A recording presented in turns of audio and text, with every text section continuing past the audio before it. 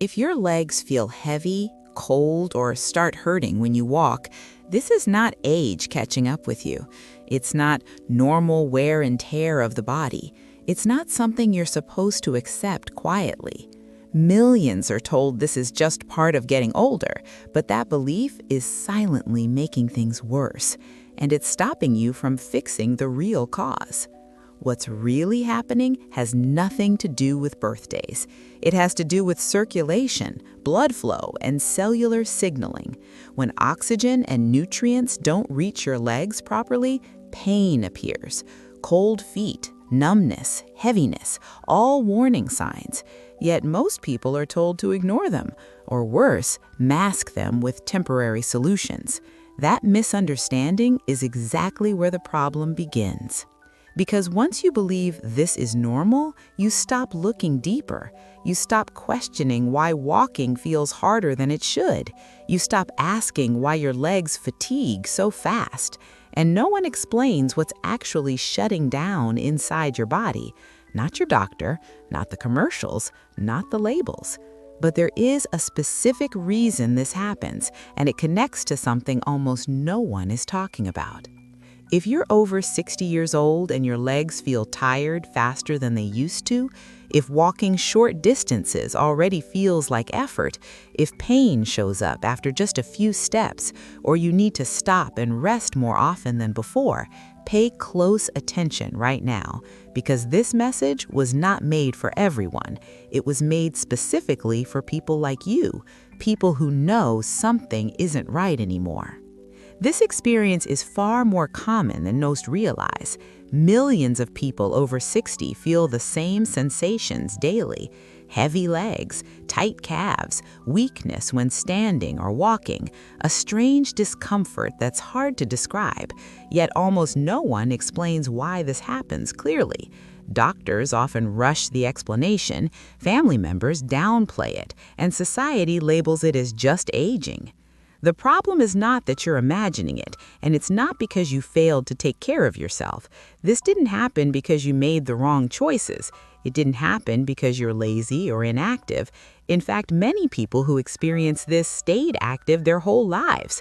They ate reasonably well, they followed medical advice, and still their legs began to change. What most people feel is a quiet sense of frustration. You know your body better than anyone else. You remember how walking used to feel. You remember when movement felt light and automatic. Now every outing requires planning. You think twice before walking farther. You start avoiding situations without realizing it. That emotional weight builds slowly over time. And here's the relief most people never hear. This is not a personal failure. It's not a weakness unique to you. It's not something you did wrong.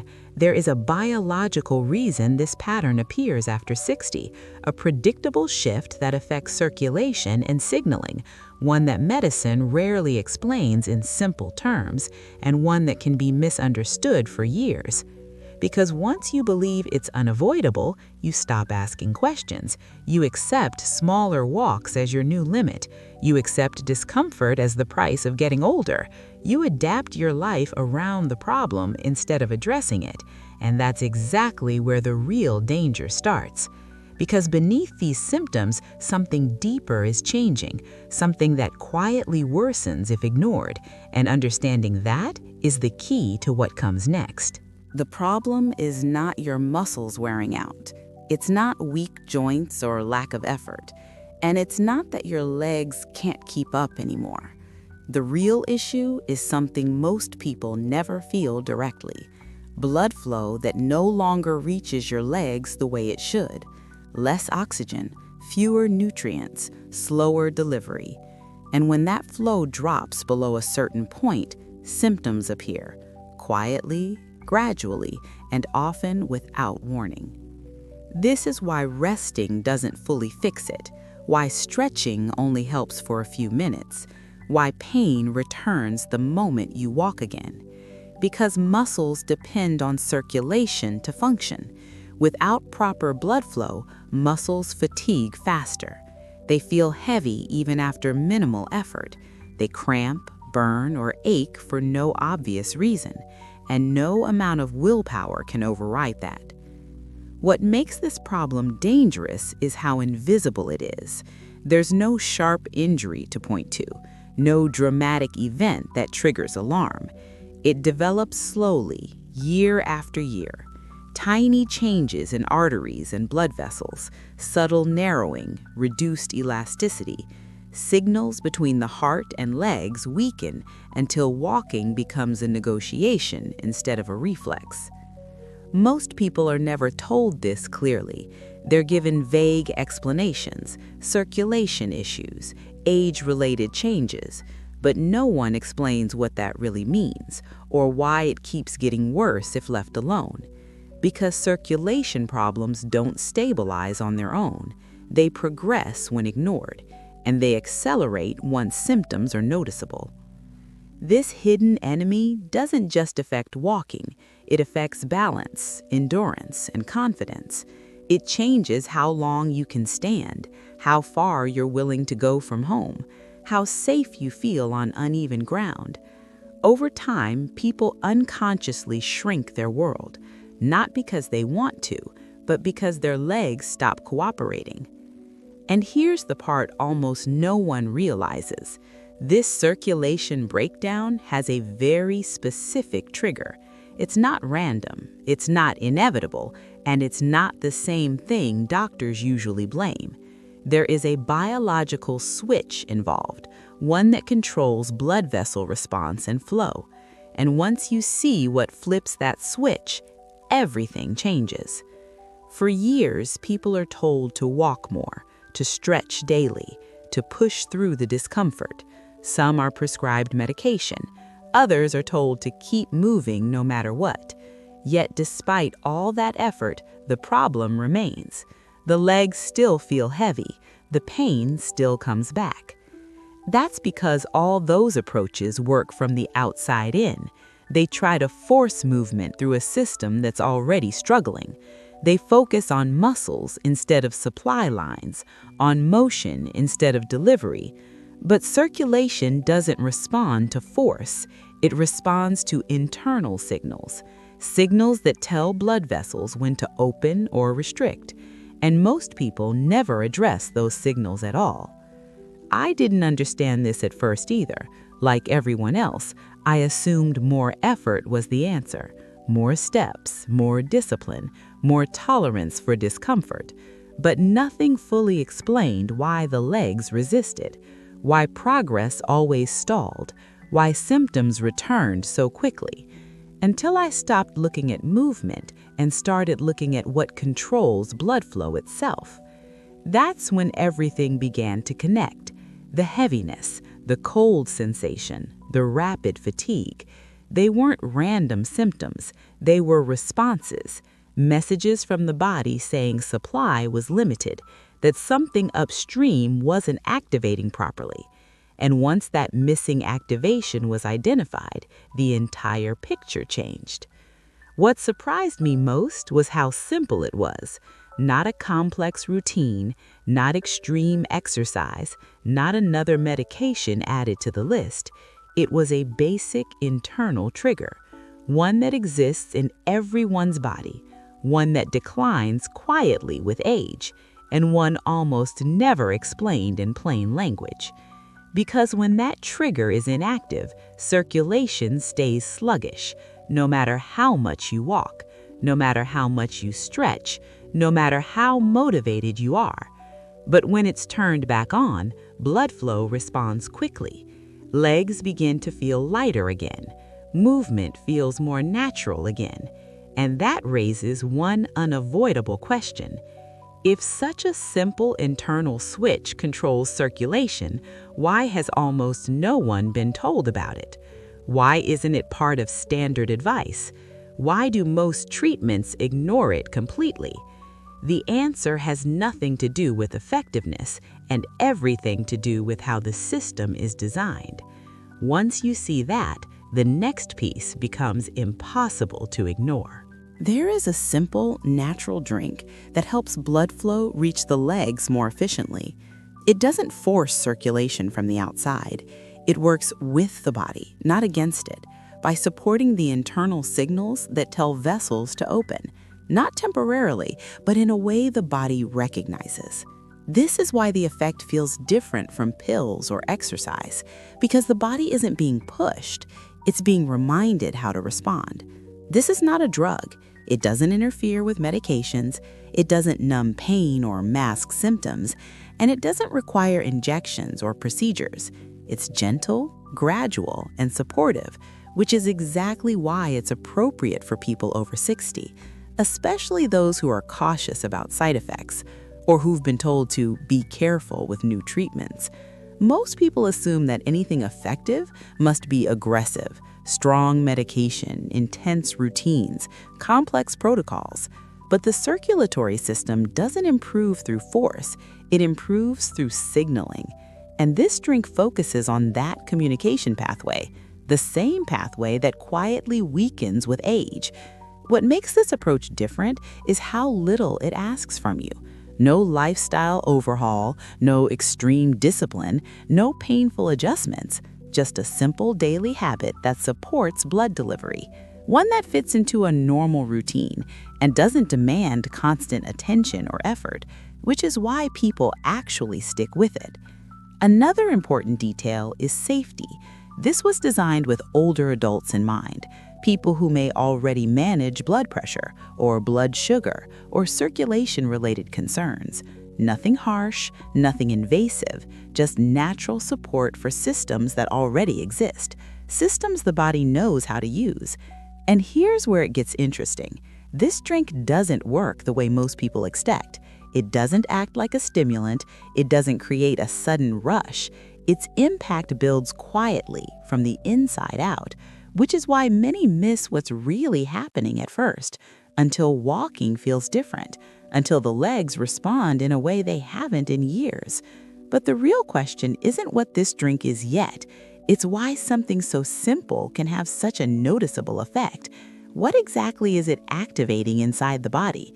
What pathway does it support that others ignore? And why does that pathway matter so much after 60? To answer that, we need to look deeper at the exact internal mechanism involved, because once you see that mechanism, the solution becomes impossible to dismiss. Over time, the blood vessels in your legs begin to change, not suddenly and not in a dramatic way. They slowly lose flexibility, much like an old garden hose left in the sun. When it's new, water flows easily. When it hardens, pressure builds, flow weakens, and delivery becomes inconsistent. The same thing happens inside the body. Healthy vessels gently expand and contract. They respond to signals from the nervous system. They open when more blood is needed. They relax to allow smooth passage. But as rigidity increases, that response fades. Blood meets resistance instead of cooperation, and the legs feel the effect first. When blood struggles to pass through narrow or stiff pathways, muscles receive less oxygen, less fuel reaches the tissue, waste clears more slowly, so fatigue sets in faster, pain appears sooner, cold sensations linger longer, even short walks feel demanding. What's important to understand is this: the body hasn't forgotten how to circulate blood. The system is still there, it's just not being triggered efficiently anymore. The signals that tell vessels to relax weaken with age, not because of failure, but because the body stops receiving proper support, and without support, response declines. This is where certain natural compounds come into play. They don't force vessels open, they don't overstimulate the system, they help restore flexibility at a cellular level. They support the body's own signaling process, encouraging vessels to relax when needed, allowing blood to move with less resistance, and making delivery smoother and more consistent. That's why the effect feels subtle at first, not like a jolt or rush, but like less resistance when moving, like legs responding more willingly, like walking requiring less negotiation, because the pathways are no longer fighting the flow, they're cooperating again. And that leads to an important realization. If flexibility is the real issue, then the question becomes much more specific. which compounds actually support this response, which ones the body recognizes and uses, and why aren't all natural solutions the same? Because some help signaling and others do absolutely nothing. Understanding that difference is what separates real results from disappointment. That's why I personally rely on a specific combination of natural supplements, not one ingredient trying to do everything alone, but a coordinated blend that supports circulation from multiple angles. Each component plays a role in helping blood vessels respond properly, supporting flexibility, supporting signaling, supporting smooth and consistent blood flow, especially where the body needs it most. These supplements aren't designed to stimulate or shock the system. They're designed to support what already exists, to help the body do what it's meant to do more easily. That's what makes them appropriate for people over 60. Gentle support instead of aggressive intervention. No forcing, no pushing, just reinforcing natural pathways that have slowed over time and allowing circulation to respond again. What matters most is how they work together. One compound helps vessels relax, another supports cellular communication, another helps maintain healthy blood movement. On their own, each helps a little, but together they create a noticeable difference, especially in the legs where circulation issues show up first and where improvement is felt fastest. This is why so many people notice changes in how walking feels. Less resistance when standing up, less heaviness after short distances, less need to stop and recover. Not because pain is being hidden, but because delivery is improving, blood reaches the legs more efficiently, and muscles respond differently when supply improves. I want to be clear about one thing. This isn't positioned as a miracle or instant fix.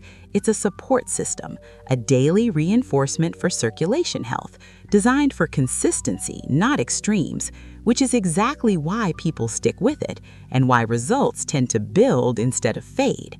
The body responds best to that kind of support. If you want to see exactly which supplements that support this process, I've made it simple. The link is in the first pinned comment. That's where everything is explained clearly, what's included, why each part matters, and how they work together for people over 60. Because once you understand why this combination works, the next question becomes unavoidable. Many people begin to notice subtle but meaningful changes, not dramatic overnight shifts, but small differences that add up over time. Legs feeling lighter during normal walks, less awareness of discomfort with each step, movement feeling more natural again, confidence returning without conscious effort, just daily activities becoming easier to manage.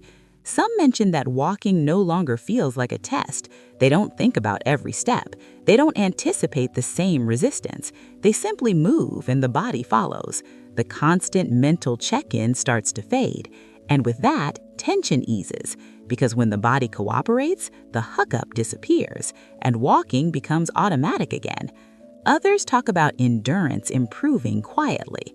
They realize they've walked farther than usual without needing to stop, without scanning for a bench or a place to rest, not because they pushed themselves, but because their legs didn't demand a break. The absence of discomfort becomes the signal. Something feels different, even if they can't explain why. What's interesting is how often confidence comes up, not just physical comfort, but trust in their own body again. They stop planning routes around limitations. They feel safer standing longer, more relaxed moving through daily routines. That sense of control slowly returns, and with it, willingness to move more freely. These experiences aren't framed as guarantees. They're simply shared observations, patterns reported by people over time, individuals who noticed shifts in how their legs responded, some sooner, some later, depending on their body and consistency. But the theme is similar: less resistance, more cooperation. And here's the part most people don't expect. As movement feels easier, behavior changes naturally. People walk a bit more without forcing it. They stand a bit longer without thinking about it. They re-engage with activities they quietly avoided, not because they were told to, but because their body allows it again, which leads to a much bigger question. If flexibility is the real issue, then the question becomes much more specific. Which compounds actually support this response? Which ones the body recognizes and uses? And why aren't all natural solutions the same? Because some help signaling, and others do absolutely nothing.